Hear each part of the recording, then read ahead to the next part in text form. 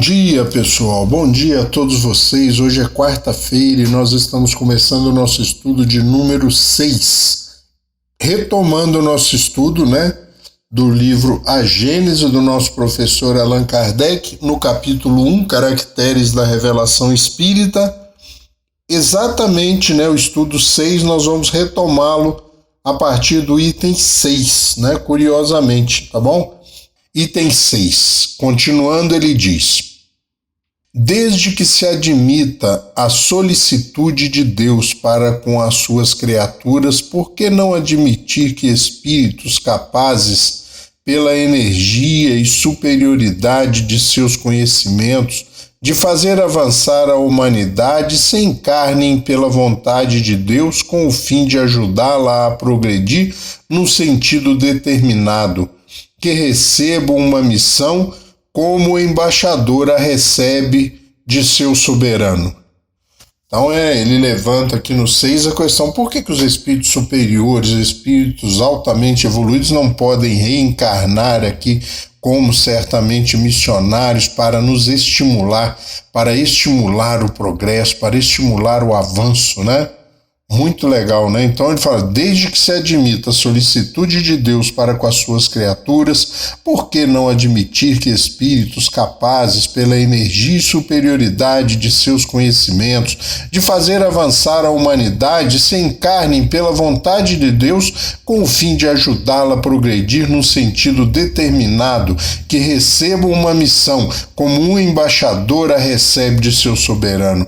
Tal é o papel dos grandes gênios, diz ele.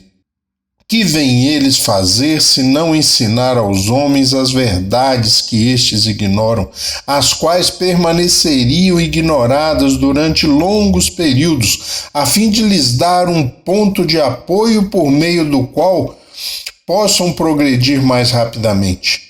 Esses gênios que surgem através dos séculos como estrelas brilhantes deixam atrás de si um longo traço luminoso sobre a humanidade. São missionários ou, se quiserem, os messias. As coisas novas que eles ensinam aos homens, seja de natureza física ou de ordem filosófica, são revelações. Muito bonito, Muito legal. Se Deus, terminando, ele diz: se Deus suscita reveladores para as verdades científicas, ele pode, com mais forte razão, suscitá-los para as verdades morais, que são um dos elementos essenciais do progresso. Tais são os filósofos cujas ideias atravessaram os séculos. E aqui ele enaltece o papel dos filósofos e, consequentemente, da filosofia, A minha mais nova paixão, aliás. Item 7. No sentido especial da fé, continua ele, No sentido especial da fé religiosa, a revelação se diz mais particularmente das coisas espirituais que o homem não pode conhecer por si mesmo, que não pode descobrir por meio dos seus sentidos e cujo conhecimento lhe é dado por Deus ou por seus mensageiros, seja por meio da palavra direta, seja pela inspiração. Nesse caso, a revelação é sempre feita a homens privilegiados, designados como profetas ou messias, isso é, enviados, missionários, com a missão de transmiti-la aos homens. Considerada sobre esse ponto de vista, a revelação implica passividade absoluta. É aceita sem controle, sem exame, sem discussão. Item 8. Todas as religiões têm tido seus reveladores, e todos eles, embora longe do conhecimento total da verdade, tinham a sua razão de ser providencial, porque foram apropriados ao tempo e ao meio em que viveram, ao gênio particular dos povos a que falavam e aos quais eram superiores.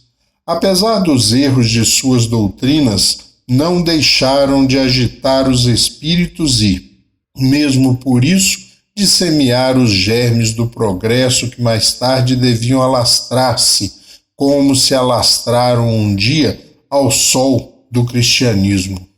Dessa forma, é injusto lançar-lhes o anátema em nome da ortodoxia. Mas dia virá em que todas essas crenças, tão diversas na forma, repousam no mesmo princípio fundamental.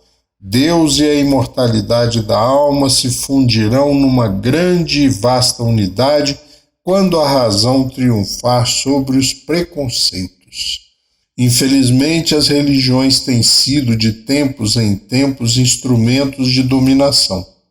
O papel de profeta tem tentado as ambições secundárias e tem-se visto surgir uma multidão de pretensos reveladores ou messias que, em favor do prestígio desse nome, têm explorado a credulidade em proveito de seu orgulho, da sua cupidez ou de sua indolência, os quais acham mais cômodo viver à custa dos iludidos. A religião cristã não pode livrar-se desses parasitas. Neste sentido, chamamos a atenção seriamente para o capítulo 21 de O Evangelho segundo o Espiritismo.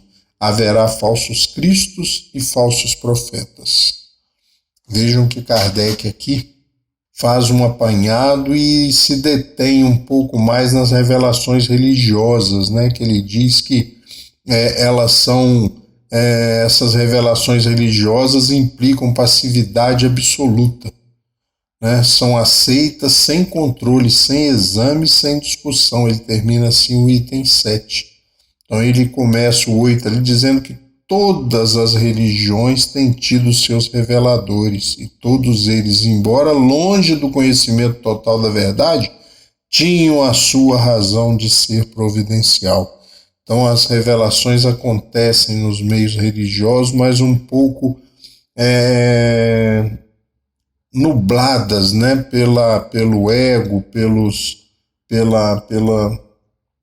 muito pelo egoísmo, mas também muito pela vaidade, né? E as pessoas acabam vivendo em função disso e acabam auferindo algum tipo de vantagem ou mesmo lucro a partir dessas revelações dentro dos meios religiosos. Vamos em frente, item 9. Haverá revelações diretas de Deus aos homens? Porque ele disse ali que as revelações até então, né, tidas e obtidas através dos homens, né, através dos homens tidos como homens de gênio, né? Aqui no 9 ele diz, haverá revelações diretas de Deus aos homens? Esta é uma questão que não ousaríamos resolver nem afirmativa nem negativamente, de maneira absoluta. Isso não é radicalmente impossível, mas nada o prova com certeza. O que não seria duvidoso é que os espíritos mais aproximados de Deus pela perfeição se compenetrem com o seu pensamento e possam transmiti-lo.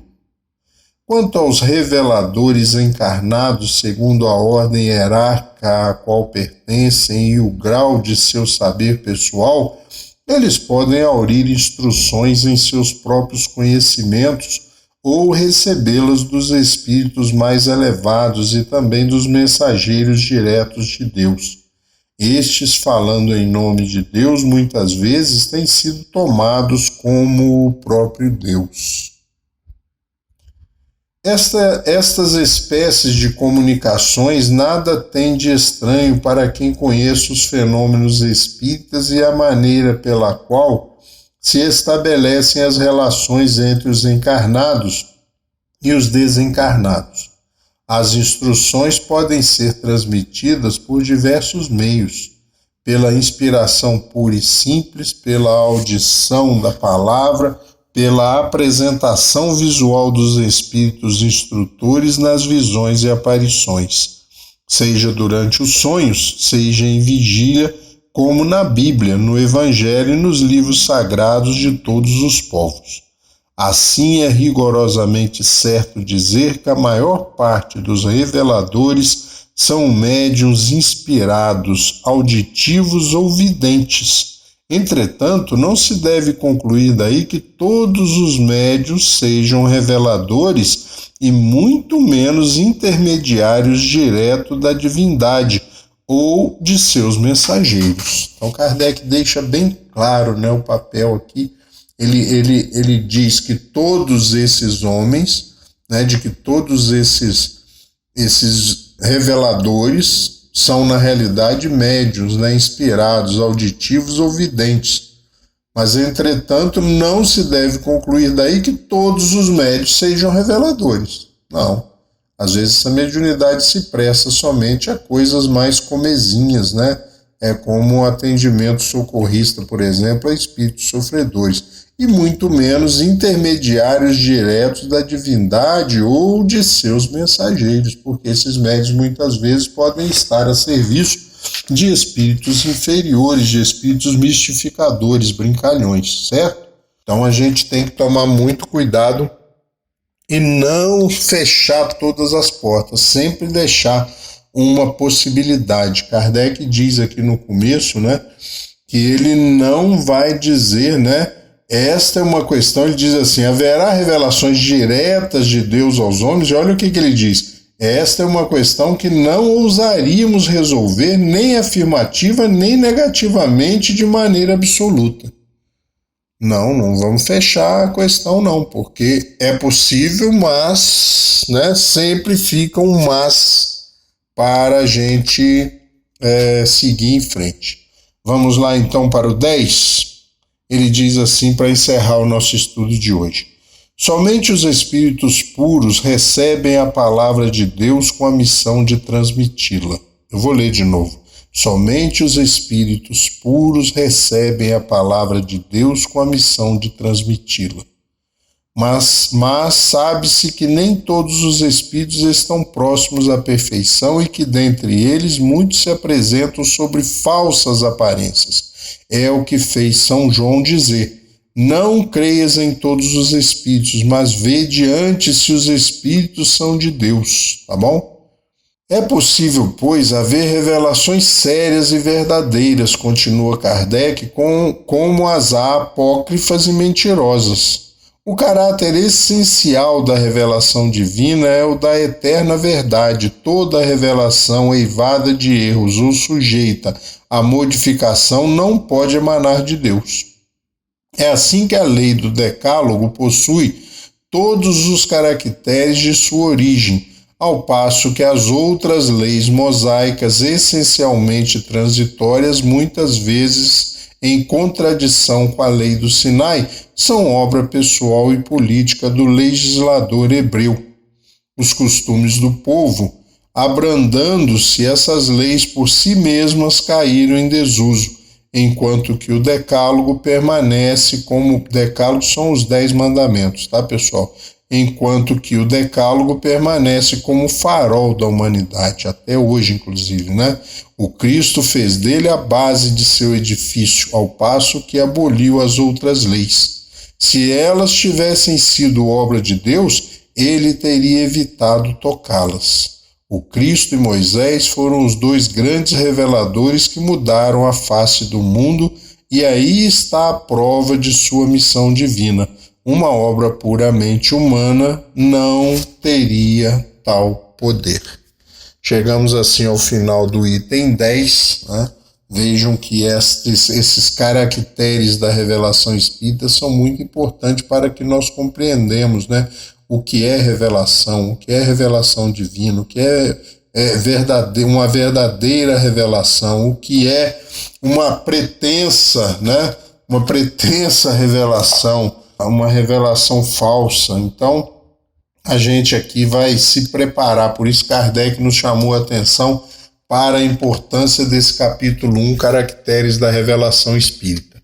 Quero desejar a vocês um ótimo dia, uma ótima quarta-feira e dizer que amanhã a gente retoma os nossos estudos a partir do item 11, tá bom? Do capítulo 1, Caracteres da Revelação Espírita. Um bom dia para vocês, que Jesus nos abençoe a todos. Até amanhã.